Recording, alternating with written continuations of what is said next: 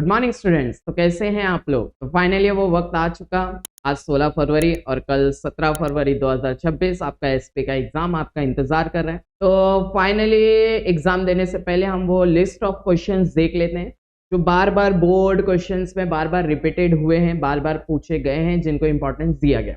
वो सारी बातें करने से पहले आपको एक बात जो बहुत अच्छे से याद रखनी है बच्चों दोस्तों, और वो ये है कि आपके एसपी के 12 चैप्टर्स में से स्टार्टिंग के जो 3 चैप्टर है, first chapter, second chapter, third chapter, ये मोस्ट वीआईपी को चैप्टर है। आप ईमानदारी से ये 3 चैप्टर के जो क्वेश्चन है उसको डील कीजिए। आपका 50% से ज्यादा का क्वेश्चन यही 3 चैप्टर से बना दिया जाता है। ईमानदारी से इसको कीजिए। चलिए हम स्टार्ट करते हैं, जरा पेपर पैटर्न पे बात करेंगे। तो हमारे सामने सबसे पहले आता है क्वेश्चन नंबर 1। क्वेश्चन नंबर 1 हमसे कहता है ऑब्जेक्टिव। तो आपको पहले से ही पता है बच्चों, आरती ग्रुप ट्यूशन की तरफ से हमने सारे के सारे ऑब्जेक्टिव्स के वीडियोस अपलोड करके रखे हैं। आप प्लेलिस्ट में ढूंढ लीजिए, आपको मिल जाएगा। वहीं से सारे ऑब्जेक्टिव बनेंगे, वही बार बार आएंगे। आपको 20 मार्क्स लेने से कोई रोक सकता नहीं है। क्वेश्चन नंबर 2 आपका होता है टर्म एक्सप्लेन करना। तो टर्म एक्सप्लेन तो आपके लिए एंडिंग की बात है। अगर आपने एक बार क्वेश्चन नंबर 4 डिस्टिंग्विश बिटवीन कर लिया है, क्वेश्चन नंबर 5 आपने ब्रीफ कर लिया है और क्वेश्चन नंबर 8 लॉन्ग आंसर किया है, तो आपके लिए टर्म एक्सप्लेन करना कोई बड़ी बात नहीं है। लेकिन याद रखना है, टर्म एक्सप्लेन करते समय आपको ये बात बहुत अच्छे से याद रखनी है कि आप वो पॉइंटर लिखेंगे, वो जिसका ये बारे में एक्सप्लेन करे वो लिखेंगे, फिर उसके बारे में 3 से 4 लाइन में एक्सप्लेन करेंगे। आप रोमन नंबरिंग करते हैं तो ज्यादा अच्छा प्रेजेंटेशन होता है। हाँ, बात ये याद रखनी है कि जो क्वेश्चन आप अटेंड कर रहे हो उसका नंबरिंग प्रॉपर होना चाहिए। जैसे आप क्वेश्चन नंबर 3 में 4th वाला अटेंड कर रहे हैं तो नंबरिंग आपको 4th ही होना चाहिए। ये बात आप याद रखेगा। अगर आप 4-4, 5-5 लाइन उससे रिलेटेड लिख देते हैं तो बच्चों आपको मार्क्स मिल जाता है। एसपी थोड़ा सा टेक्निकल होते हैं, आपको वर्डिंग से याद रखने पड़ते हैं, आपको टाइम पीरियड से याद रखने पड़ते हैं, तो आपके काम बहुत आसान हो जाएंगे। फिर आता है क्वेश्चन नंबर 3 केस स्टडी। इसके लिए भी आपको मालूम है हमने 2 फेजेस में इसके ऊपर वीडियो बनाए, एक चैप्टर 1 से लेके चैप्टर 5 और उसके बाद चैप्टर 9 से लेके चैप्टर 12। आप एक बार वो केस स्टडीज देख लीजिए बच्चों, उसके बाहर का कुछ नहीं आने वाला। तो 20 मार्क्स ऑब्जेक्टिव का, 6 मार्क्स केस स्टडी का, 20 और 6 टोटल मिला के 26 मार्क्स। ये तो पहले से आप कंफर्म करके चलिए। आता है क्वेश्चन नंबर 4 जिसे कहते हैं डिस्टिंग्विश बिटवीन। चलिए देखते हैं कौन कौन से क्वेश्चन इंपॉर्टेंट होते हैं, चेकआउट जरा करते हैं। तो हमारे सामने एक लिस्ट निकल के आता है बच्चों, अगर आप ध्यान देंगे तो ये रहा डिस्टिंग्विश बिटवीन। 12 मार्क्स के लिए होता है बच्चा, 3 अटेंड आपको करना रहता है, 4 में से 3 आपको अटेंड करना है। चलिए देखते हैं एक एक करके कौन कौन सा डिस्टिंग्विश बिटवीन इंपॉर्टेंट है हमारे सामने। सबसे पहले आपको दिखता है फिक्स कैपिटल और वर्किंग कैपिटल। जरा इसके ऊपर एक लाइन में जरा हम लोग डिस्कशन करें तो फिक्स कैपिटल वो होता है, आपको पहले कैपिटल का मतलब समझना है कि सर कैपिटल का मतलब होता है पैसा, मनी। किसी भी बिजनेस को स्टार्ट करने के लिए सबसे इंपॉर्टेंट चीज होती है पैसा। अब जब बिजनेस आप स्टार्ट करोगे तो 2 तरीके से आपका खर्चा होता है। एक खर्चा वो होता है जो फिक्स टाइम पीरियड के लिए होता है, लॉन्ग टर्म के लिए किया जाता है। एग्जाम्पल, कल के दिन अगर आप क्लास ओपन कर रहे हैं तो क्लास में खर्चे होते हैं, बेंचेस के ऊपर आपका खर्चा होता है, सर आपके डिजिटल बोर्ड पे खर्चा किया जाता है। ये जो खर्चा किया जा रहा है, एसी के ऊपर जो खर्चा किया जा रहा है, ऑफिस बनाने के लिए जो खर्चा किया जा रहा है, ये फिक्स्ड कैपिटल है क्योंकि इसका बेनिफिट लॉन्ग टर्म तक मिलने वाला है। एक दूसरा होता है वर्किंग कैपिटल। वर्किंग कैपिटल मतलब डे टू डे एक्टिविटी पे जो खर्चा किया जाता है। एग्जांपल, इस क्लासरूम का हमें रेंट पे करना है, हमारे यहाँ पे जो एम्प्लॉइज काम कर रहे हैं उनका सैलरी पे करना है सर। ये वो खर्चे हैं जो डे टू डे में आते हैं, इसको कहते हैं वर्किंग कैपिटल। ऐसे फैक्ट्रीज में होती है, बड़ी बड़ी हमने मशीन्स खरीदे, बड़े बड़े हमने फर्नीचर खरीदे, ये सब फिक्स कैपिटल में आया। लेकिन वहां जो वर्कर्स को हम वेजेस दे रहे हैं वो वर्किंग कैपिटल में, हम जो रॉ मटेरियल खरीद के लेके आ रहे हैं वो वर्किंग कैपिटल में। इसी तरह से आपको 5 से 6 पॉइंट का डिस्टिंग्विश बता देना है। बहुत ही ईजी है, एक बार आप गो थ्रू करके देख लीजिए। तो आपको मैंने शॉर्टकट में बता दिया, वर्किंग कैपिटल मतलब लॉन्ग टर्म बेनिफिट, और फिक्स कैपिटल मतलब लॉन्ग टर्म बेनिफिट, और वर्किंग कैपिटल मतलब शॉर्ट टर्म बेनिफिट। एक बार आप टेक्स्ट बुक रिफर कीजिए, बहुत ईजी है। कम से कम आपको 5 पॉइंट लिखना है, ईमानदारी से लिखिए, कुछ भी एक्स्ट्रा लिखने की जरूरत नहीं है। 5 से 7 पॉइंट लिखिए, आपको मार्क्स इजीली मिल जाएगा। चलिए सेकंड वाले में चलते हैं। सेकंड वाला क्या बोलता है? ट्रांसफर ऑफ शेयर और ट्रांसमिशन ऑफ शेयर। एक पहले दोनों में डिफरेंस समझो। ट्रांसफर ऑफ शेयर्स का मतलब मेरे पास किसी कंपनी का शेयर्स है, मैं वो शेयर अपनी मर्जी से, अपने विल से किसी और को ट्रांसफर कर रहा हूं। मर्जी मेरी है, कंसेंट मेरा है, इसे कहेंगे ट्रांसफर ऑफ शेयर। लेकिन ट्रांसमिशन ऑफ शेयर्स में शेयर एक पर्सन से दूसरे पर्सन के पास चले जाता है, लेकिन उसमें आपकी मर्जी नहीं होती। वहां पे आता है rule of law. Rule of law क्या होता है सर? ये operation of law, rule of law. मतलब ये हुआ, मान लीजिए कोई पर्सन है, पर्सन का नाम है, मान लीजिए यहाँ पे हम लोग एग्जांपल से बात करते हैं। पर्सन का नाम है गोलू। बोलिए क्या नाम है? गोलू। गोलू की वाइफ है, इसका नाम है गोली। तो सर एक गोलू है, एक गोली है। तो गोलू के पास 100 शेयर्स थे। कितने शेयर्स? 100। अचानक से गोलू भाई की डेथ हो गई। तो अब मुझे ईमानदारी से बताइए बच्चा, जो 100 शेयर्स हमारे गोलू भाई के पास थे वो किसको मिल जाएंगे सर? वो गारंटीड किसको मिल जाएंगे सर? उनकी वाइफ गोली को मिल जाएंगे। तो मुझे बताइए, क्या गोलू ने अपने मर्जी से शेयर्स दिया? नहीं नहीं सर, वो तो डेथ हो गई ना उसकी, इसी वजह से ट्रांसफर हो गया। हाँ बच्चों, इसी को कहा जाता है ट्रांसमिशन ऑफ शेयर्स। बोलो क्या कहता है? Transmission of share. जब पर्सन की डेथ हो गई। सर और कोई कंडीशन में ट्रांसफर हो जाता है क्या अपने बिना मर्जी के? हाँ बच्चों, मान लीजिए गोलू भाई इश्क में पागल हो गए, दिमाग से पैदल हो गए, दिमाग में केमिकल लोचा हो गया, तो ये पर्सन अब हो गया है इंसेन, पागल हो चुका है। अब ये पर्सन पागल हो गया है, तो इसके शेयर्स इसकी वाइफ गोली को ट्रांसफर हो जाएंगे। और कोई कंडीशन है क्या? हाँ हो सकता है कि सर ये गोलू एक नंबर का नशेड़ी इंसान, एक नंबर का जुआड़ी इंसान, सर ये एक नंबर का ताश खेलने वाला इंसान, इसके चक्कर में पूरी प्रॉपर्टी इसकी चली गई, लायबिलिटी ज्यादा हो गई, एसेट कम हो गया, मतलब ये डिक्लेयर हो गया इंसॉल्वेंट। जब इंसॉल्वेंट भी डिक्लेयर किया जाता है तो कोर्ट सारी प्रॉपर्टी जब्त कर लेती है। तो ये अपनी मर्जी से नहीं शेयर ट्रांसफर कर रहा है, यहां पे आया rule of law, operation of law, जिसकी वजह से इसके शेयर ट्रांसफर हो गए। तो ट्रांसफर ऑफ शेयर मतलब हमारी मर्जी चलेगी, और ट्रांसमिशन ऑफ शेयर्स मतलब आपकी मर्जी नहीं है, सिचुएशन की वजह से आपका शेयर ट्रांसफर हो गया। तो ये याद रखिएगा, एक बार अच्छे से पढ़ लीजिए। 5 से 7 पॉइंट्स आपको पढ़ने, बहुत इजी है बच्चा, ईमानदारी से पढ़ लीजिएगा।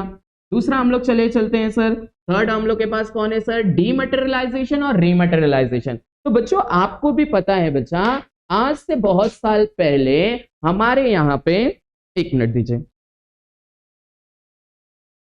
हाँ तो हम लोग बात कर रहे थे डीमटेरियलाइजेशन और रीमटेरियल।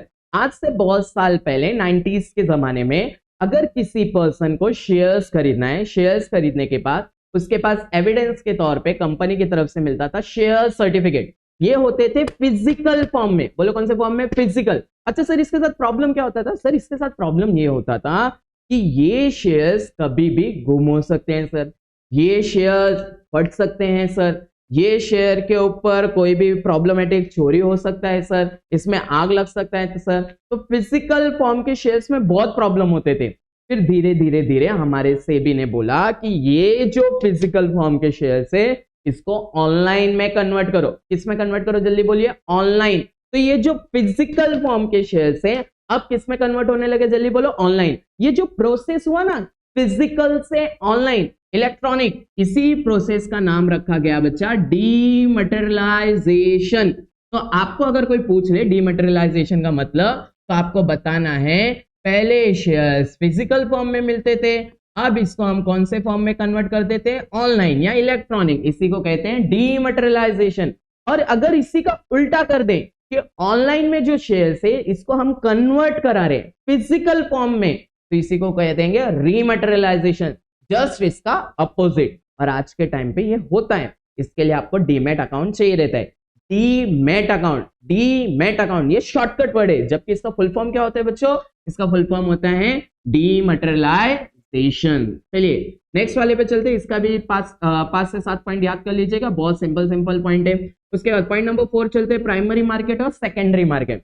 तो बच्चों आपको भी मालूम होना चाहिए, प्राइमरी मार्केट किसी भी कंपनी को जब भी शेयर पैसे की जरूरत रहती है, वो उस कंपनी के पास सबसे पहला ऑप्शन होता है कि मार्केट में कंपनी के शेयर्स बेचे जाए। शेयर्स बेचेंगे तो मार्केट से क्या आएगा? जल्दी बोलो, पैसा आएगा। ऐसा तो नहीं कंपनी करने वाली कि कटोरा ले लिया, हांडी ले लिया, कलसी ले गया, हर एक के घर पे पहुंच रहे कि भाई ले दो पैसा, दे दो पैसा। ना ना ना ना, वो अपने कंपनी के क्या बेचेंगे? जल्दी बोलो, शेयर्स बेचेंगे। शेयर्स बेच के वो क्या उठाएंगे मार्केट से? पैसा। तो ये जो फर्स्ट टाइम आप शेयर्स बेचने जाते हैं ना, फर्स्ट टाइम अपने कंपनी के शेयर्स, तो वो जहां पे बिकता है ना उसको कहते हैं प्राइमरी मार्केट। बोलो क्या कहते हैं? Primary market. कि कंपनी ने फर्स्ट टाइम अपने शेयर्स कहीं बेचे, अपने न्यू शेयर्स कहीं बेचे, इसे कहेंगे प्राइमरी मार्केट। अच्छा सर आपने बेच दिया, हो सकता है आपने 100 शेयर्स बेचा, खरीदने वाले 1000 थे लेकिन सबको तो नहीं मिलेगा, 100 लोग को ही मिला। अब ये जो 100 लोग को मिला उनको कुछ दिनों बाद लग रहा है कि नहीं ये शेयर मेरे को अब बेच देना चाहिए, वो किसी और को बेचेंगे, तो ये बाइंग और सेलिंग कहां होगा? सेकेंडरी मार्केट में होगा। बोलो कौन से मार्केट में होगा? सेकेंडरी। एग्जाम्पल कि देखिए ये मेरा 1 माइनस नहीं बच्चा 1 प्लस, ये मेरा एक मोबाइल है, इसको जब मैंने दुकान से खरीदा था, न्यू खरीदा था, एकदम न्यू ब्रांडेड न्यू खरीदा था, लॉन्च हुआ था जस्ट उसमें, तो सर मैंने 15,000 में खरीद लिया था। उस समय मैंने जो खरीदा एकदम न्यू खरीदा, मतलब प्राइमरी मार्केट से खरीदा। लेकिन बच्चों आज इसको 3 से 4 साल हो गए, अब इसको मैं बेचने जा रहा हूं सर किसी और इंसान को, सेकेंड हैंड में बेचने जा रहा हूं, तो कौन सा मार्केट हो जाएगा? सेकेंडरी मार्केट होगा। ठीक है, तो 5 से 7 पॉइंट इसके भी अच्छे से कर लीजिए, बहुत ईजी है। और उसके बाद पॉइंट नंबर 5 क्या बोलता है? शेयर्स और डिबेंचर। तो बहुत सिंपल याद रखना है बच्चा, शेयर्स मतलब आपको ओनरशिप मिलने वाली है, डिबेंचर मतलब आप कंपनी के क्रेडिटर बनने वाले हो। शेयर्स मतलब ओनर बनोगे और डिबेंचर मतलब क्रेडिटर बनोगे। शेयर्स खरीदोगे तो डिविडेंड मिलेगा, डिबेंचर खरीदोगे तो फिक्स इंटरेस्ट मिलने वाला। हाँ ये भी याद रखना है कि आपको डिबेंचर में रिस्क लेने की जरूरत नहीं रहती, लेकिन सर शेयर्स में रिस्क होता है। इसी तरह से बहुत प्यारे प्यारे छोटे छोटे पॉइंट है, 5 से 7 पॉइंट करेंगे आप बराबर हो जाएगा, बहुत इजी पॉइंट है। 6 वाला बहुत ही वीआईपी है सर, आईपीओ और एफपीओ। आईपीओ को पहले फुल फॉर्म बोलिए इनिशियल पब्लिक ऑफर, बोलिए क्या बोलते हैं? Initial public offer. दूसरे का एफपीओ का फर्दर पब्लिक ऑफर, बोलिए further public offer. Sir IPO मतलब मैंने अभी थोड़ी देर पहले बोला, कंपनी को जब भी पैसा चाहिए देता है तो कंपनी मार्केट में क्या बेचती है? शेयर्स बेचती है। तो जब कंपनी फर्स्ट टाइम, अभी न्यू कंपनी फर्स्ट टाइम बेचे, जैसे रिसेंटली आपने सुना रहेगा लेंसकार्ट कंपनी ने अपने मार्केट में क्या बेचे थे? शेयर्स बेचे थे। तो उन्होंने मार्केट में क्या लॉन्च किया? उन्होंने मार्केट में लॉन्च किया आईपीओ, इनिशियल पब्लिक ऑफर। अच्छा एक बार शेयर बेचा, पैसा उठा लिया, फिर दोबारा कंपनी को 1 साल बाद, 6 महीने बाद, 2 साल बाद फिर से पैसे की जरूरत पड़ी, फिर से कंपनी शेयर बेचेगी, तो इस बार इसको आईपीओ नहीं बोलेंगे, इसको बोलेंगे एफपीओ, फर्दर पब्लिक ऑफर। याद रहेगा, तो फर्स्ट टाइम बेचा तो आईपीओ, उसके बाद जब भी बेचेगी कंपनी शेयर उसको हम एफपीओ ही बोलेंगे। ये याद रखिएगा, बहुत सिंपल सा है, एग्जाम में आने वाला क्वेश्चन, बहुत इंपॉर्टेंट क्वेश्चन, अच्छे से कर लीजिएगा। फिर आया फाइनल डिविडेंड और इंटीरियम डिविडेंड। इसमें याद रखना है बच्चा, डिविडेंड दिया जाता है हमारे इक्विटी शेयर होल्डर्स को, प्रेफरेंस शेयर होल्डर्स को, तो यहाँ पे ज्यादातर इक्विटी शेयर होल्डर की बात हो रही है। फाइनल डिविडेंड मतलब साल का फाइनेंशियल ईयर खत्म हुआ, कब खत्म हुआ? 31 मार्च। हमने फाइनल अकाउंट बनाया, प्रॉफिट एंड लॉस में देखा प्रॉफिट हुआ, हमको इस बार कंपनी को प्रॉफिट हुआ 10,000 करोड़ का। 10,000 करोड़ बहुत बड़ा अमाउंट है? नहीं, हम कॉमर्स के स्टूडेंट है, हमारे लिए अमाउंट कोई बड़ी बात नहीं है सर। तो ये 10,000 करोड़ का प्रॉफिट हो गया। कंपनी ने सोचा था 500 करोड़ का प्रॉफिट होगा, जबकि 10,000 करोड़ का हो गया। तो अब कंपनी क्या करेगी? इसमें से थोड़ा हिस्सा एक्स्ट्रा हमारे जितने भी शेयर होल्डर्स है उनको डिविडेंड के तौर पे बांट देगी। पूरा पैसा खुद के लिए थोड़ी ना रखेगी, वो कुछ ना कुछ पैसा हमारे शेयर होल्डर्स को बांटेगी। इसको कहेंगे फाइनल डिविडेंड, साल के खत्म होने पे जो दिया जाता है। हाँ इसके लिए रूल ये याद रखना है, इसमें रिकमेंडेशन डायरेक्टर देता है लेकिन अप्रूवल देता है शेयर होल्डर, वो भी एनुअल जनरल मीटिंग में। ये हुआ फाइनल डिविडेंड। इंटीरियम डिविडेंड मतलब क्या? साल खत्म नहीं हुआ, साल चल रहा है अभी फाइनेंशियल ईयर, 1 महीने बाद, 2 महीने बाद, 3 महीने बाद कंपनी देख रही है कि हमारी कंपनी बहुत अच्छा कर रही है, बहुत अच्छा काम हो रहा है, बहुत अच्छा प्रॉफिट जनरेट हो रहा है, तो बीच में, साल के बीच में हम हमारे शेयर होल्डर्स को पैसा डिक्लेयर कर रहे हैं, डिविडेंड देने की बात करें तो यहाँ पे पूरा पावर होता है बोर्ड ऑफ डायरेक्टर्स, वही डिक्लेयर करते हैं, उन्हीं के पास पावर है इंटीरियम डिविडेंड डिक्लेयर करने का। हाँ एक चीज याद रखना है, इंटीरियम डिविडेंड तभी डिक्लेयर होगा जब जब जब कंपनी को प्रॉफिट जनरेट हुआ है। जब तक प्रॉफिट जनरेट होगा नहीं, आप इंटीरियम डिविडेंड डिक्लेयर नहीं कर सकते। हाँ फाइनल डिविडेंड के लिए आप रिजर्व्स का पैसा यूज कर सकते हो, जो पैसा आपने साइड में रखा, भले प्रॉफिट आपको नहीं हो, पैसा आप फाइनल डिविडेंड के लिए यूज कर सकते, लेकिन इंटीरियम डिविडेंड के लिए आप रिजर्व का पैसा यूज नहीं कर सकते। देखिए कितना सिंपल था। चलिए नेक्स्ट वाले पे हम लोग बात करते हैं। नेक्स्ट वाला कौन सा है सर? राइट इश्यू और बोनस शेयर है। तो बोनस शेयर मतलब फ्री ऑफ कॉस्ट में जो शेयर्स दे दिए जाते हैं सर, आपको 1 रुपए उसको देने के जरूरत, फुल्ली पेड अप रहता है। राइट इश्यू का मतलब क्या होता है? कंपनी ने एक बार शेयर बेच दिया, बहुत सारे हमारे 10,000 शेयर होल्डर्स हो चुके हैं सर, फिर से कंपनी शेयर बेचने के प्लान में, तो अब कंपनी डायरेक्टली पब्लिक के पास नहीं जाएगी, पहले ये शेयर होल्डर जो एग्जिस्टिंग शेयर होल्डर है उनसे पहले ये पूछा जाएगा कि क्या आप हमारी कंपनी के शेयर्स खरीदने में इंटरेस्टेड हैं, तो इसको बोलेंगे राइट इशू। जब ये बोल देंगे हाँ हम खरीदने में इंटरेस्टेड है, कंपनी को जितना शेयर बेचना था उतना बिक गया, बात ही खत्म हो गई। अगर नहीं बिका या इन्होंने नहीं बोल दिया तो आपको ये शेयर पब्लिक के पास लेके जाना अलाउड है, लेकिन डायरेक्टली अलाउड नहीं है।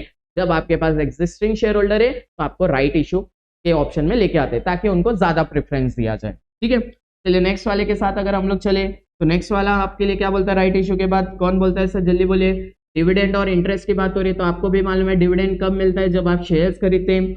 इंटरेस्ट कब मिलता है, जब आप डिबेंचर्स पे बात करते हैं सर, तब आपको इंटरेस्ट मिलता है।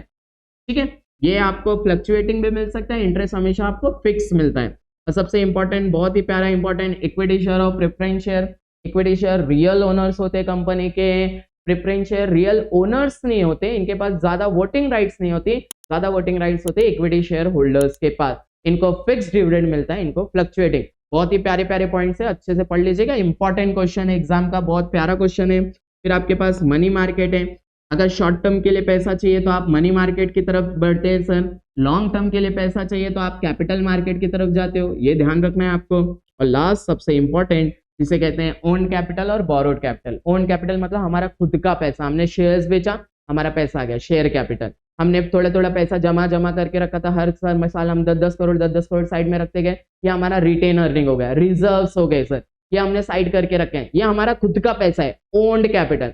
बोरोड कैपिटल मतलब हमने किसी बैंक से 10,000 करोड़ का लोन ले लिया, हमने किसी इन्वेस्टर से लोन ले लिया, हमने डिबेंचर बेचा, क्रेडिटर से ले लिया, हमने डिपॉजिट एक्सेप्ट कर लिया, ये सब बोरोड कैपिटल है। ये पैसे हमको वापस करने, जैसे हमने बैंक से पैसा लिया तो ये रिटर्न भी करना है, तो इसको कहेंगे बोरोड कैपिटल। तो अगर आप पढ़ लेंगे तो बहुत ईजी है, 5 से 7 पॉइंट्स है, बहुत सिंपल, मैंने आपको बेसिक कॉन्सेप्ट क्लियर कर दिया। ठीक है, ये रहे आपके कौन से क्वेश्चन डिस्टिंग्विश बिटवीन के। ये लीजिए आज ये ब्रीफ के लिए अगर हम लोग ध्यान दें तो ब्रीफ में कितने क्वेश्चन है हमारे पास, सिर्फ 8 क्वेश्चन है, आपको ध्यान देना है। सबसे पहला question, factors affecting fix capital and working capital, अच्छे से करना है बच्चों, आपको ईमानदारी से करना है ये question, any how any condition करके ही जाना है। एडवांटेजेस ऑफ डिपॉजिटरी सिस्टम, तो इन्वेस्टर एंड कंपनी दोनों में से एक का पूछ सकता है, इन्वेस्टर या तो कंपनी के लिए। फिर थर्ड क्वेश्चन आपके लिए है sir features of bonds and interest, अच्छे से कीजिए, सिंपल पॉइंट्स है आपको कि बॉन्ड्स एंड इंटरेस्ट में क्या क्या फीचर्स होते हैं सर, ये भी बहुत अच्छा क्वेश्चन है sir. Content of share certificate, क्या क्या शेयर सर्टिफिकेट में नाम लिखे रहते हैं। फंक्शंस ऑफ सेबी, ये भी बहुत अच्छा क्वेश्चन है। फीचर्स ऑफ स्टॉक एक्सचेंज, ये भी बहुत प्यारा क्वेश्चन है। अभी फीचर्स ऑफ इंटीरियम डिविडेंड पे हमने बात किया। और ये क्वेश्चन तब आप कीजिएगा जब आप एक टॉपर स्टूडेंट बनना चाहते हैं। अगर आपको लगता है कि नहीं मुझे 80 आउट ऑफ 80 चाहिए, तब जाके आप ये एंडिंग वाले क्वेश्चंस पे बहुत ज्यादा फोकस करके पढ़ना है, मतलब पढ़ना है कि किसी के लिए भी प्रोविजन पूछ सकता है, या तो बोनस शेयर के लिए प्रोविजन पूछेगा, या तो राइट इश्यू के लिए पूछेगा, या तो डिबेंचर के लिए पूछेगा। तो ये 8 क्वेश्चन आपके सामने हैं, फर्स्ट सेकंड थर्ड फोर्थ, अच्छे से करना है बच्चा। ये जितने क्वेश्चन है अच्छे से एक बार देख के ही जाना है आपको। 12 में से इतने ही क्वेश्चन आपको, 12 चैप्टर में से इतने ही क्वेश्चन आपको करने हैं। नेक्स्ट, और यह है क्वेश्चन नंबर 8, ये तो सबसे वीआईपी है, सबसे वीआईपी, मोस्ट वीआईपी है सर। इसके लिए आपको याद रखना है कि 8 मार्क्स में या तो आपसे फीचर्स पूछ रहा है या तो टाइप्स पूछ रहा है। किसके फीचर्स पूछेगा सर, या तो इक्विटी शेयर के पूछेगा, या तो प्रेफरेंस शेयर के पूछेगा, या तो डिबेंचर के पूछेगा। तो टाइप किसके, दो ही है, या तो प्रेफरेंस शेयर के या तो डिबेंचर के। तो आपको ईमानदारी से ये 5 क्वेश्चन डील करके रखना है बच्चा, गारंटीड एक ही क्वेश्चन आएगा। और ये आपका बोनस क्वेश्चन है बच्चा, शेयर कैपिटल के टाइप्स, ईमानदारी से इसको कीजिएगा। ओन कैप, इसमें अलग अलग आते हैं, ऑथोराइज कैपिटल आता है, इश्यूड कैपिटल आता है, अनइश्यूड कैपिटल आता है, सब्सक्राइब आता है, अनसब्सक्राइब, ये पूरा एक फ्लो चार्ट है, अच्छे से इसको कीजिएगा। और एट दी एंड बात याद रखिएगा बच्चा, जस्टिफाई को लेके आप बहुत बच्चे डाउटफुल हो, मैं आपको क्लियर कट बोल रहा हूँ। एक बार आपने क्वेश्चन नंबर 4 कर लिया, एक बार आपने क्वेश्चन नंबर 5 कर लिया, एक बार आपने क्वेश्चन नंबर 8 के क्वेश्चन कर लिए, तो जस्टिफाई कोई बड़ी चीज नहीं है। तो जस्टिफाई पढ़ना कहाँ से, बोर्ड के जितने भी मार्च के पेपर में आपको जस्टिफाई पूछे गए, प्लीज एक बार उसको गो थ्रू कर लीजिए, एक बार उसके कंटेंट देख लीजिए। 5 से 7 लाइन आपको लिखना है, एंडिंग में प्यारा सा कंक्लूजन लिखना है, कुछ भी अपनी तरफ से एक्स्ट्रा पॉइंट नहीं लिखना है, क्योंकि एसपी आपको कट टू कट आंसर लिखना रहता है सर, कि जो चीज है वही आपको बतानी है। अगर आप इस तरह से ईमानदारी से लिखते हैं, आपका एसपी का पेपर बहुत अच्छा जाने वाला है। अगर आपको कोई भी डाउट है आप फटाफट पूछ सकते हैं, कल का पेपर आपका बहुत अच्छा जाने वाला है बच्चा। पेपर लिखते समय आपको ये बात ध्यान रखनी है कि पेपर लिखते समय आपको टाइम का मैनेजमेंट बहुत अच्छा रखना है। लेटर वाले चैप्टर में आपको 6 है, 7 है, 8 है, कोई भी 2 चैप्टर आप अच्छे से कीजिए लेटर का। स्टार्टिंग आपको सबका सेम है, एंडिंग आपका सबका सेम है, बीच का कंटेंट चेंज है, तो आपको बीच का कंटेंट अच्छे से याद करना है। अपनी लैंग्वेज तो जिंदाबाद है, ये इज द, वीज द, सीज द, तेरी मेरी प्रेम कहानी, कुछ तो लिखना है। ब्लैंक पेपर पे मार्क्स तो नहीं मिलने वाला है, कुछ लिखोगे तो कुछ तो मिलेगा, कुछ नहीं लिखोगे तो कैसे मार्क्स मिलेगा, तो कुछ तो लिखना पड़ेगा सर। तो कुछ तो लिखने में हेडिंग अच्छे से याद करके जाइए, टाइप्स के अच्छे से हेडिंग याद करके जाइए, फीचर्स के अच्छे से हेडिंग याद करके जाइए। आप कुछ तो लिखेंगे तो एग्जामिनर कुछ तो मार्क्स देगा, एग्जामिनर चाहता है आपको मार्क्स मिले। ठीक है बच्चों, टॉपर स्टूडेंट बी केयरफुल, एक भी क्वेश्चन छूटना नहीं चाहिए। टाइम मैनेजमेंट के साथ आपको लिखना है, फ्लो चार्ट आपको एडअप करना है। आपको कोई भी डाउट है आप फटाफट पूछ सकते हैं। ऑल द बेस्ट बच्चों, कल के एग्जाम के लिए। आपका एग्जाम बहुत अच्छा जाने वाला है। आए बच्चा लोग।